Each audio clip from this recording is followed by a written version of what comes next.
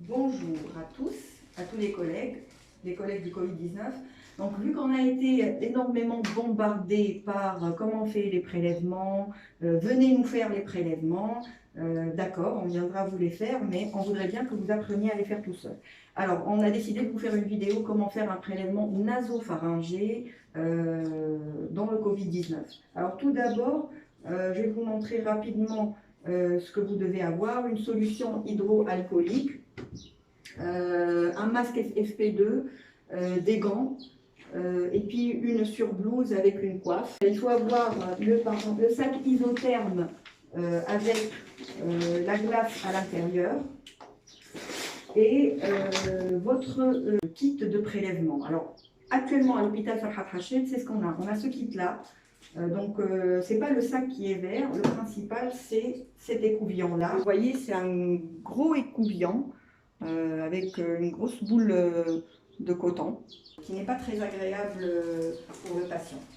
Alors, tout d'abord, vous devez avoir votre sac, si vous n'avez pas celui-là, un autre en plastique, et il y a à l'intérieur le tube qui contient le milieu de transport où on va placer l'écouvillon.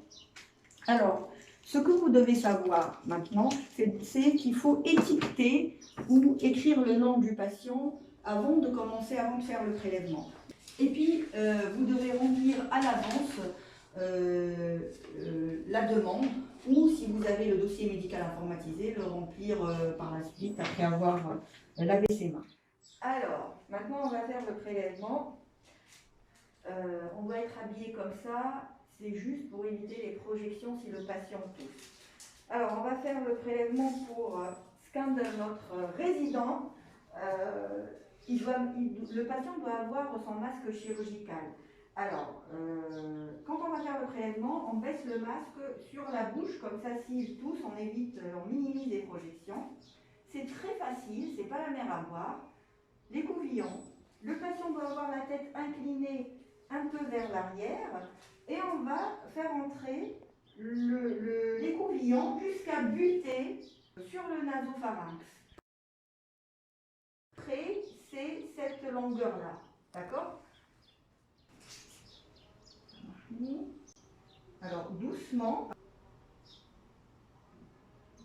Donc là, je bute.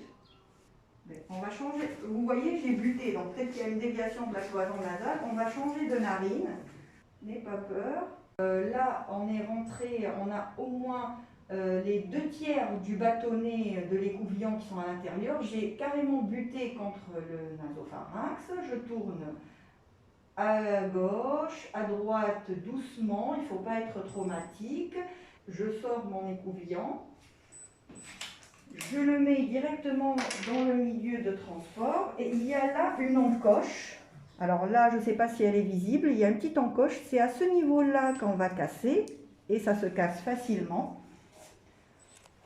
Et je ferme.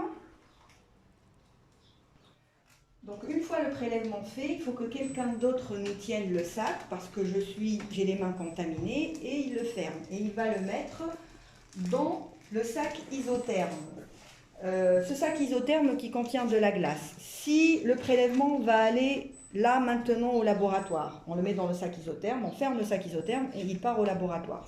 Si maintenant vous avez fait le prélèvement la veille et qu'il va partir le lendemain, vous le mettez dans le frigo à plus 4 degrés et ça partira le lendemain dans le sac isotherme.